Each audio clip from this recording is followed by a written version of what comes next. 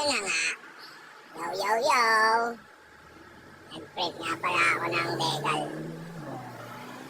Si Stitch.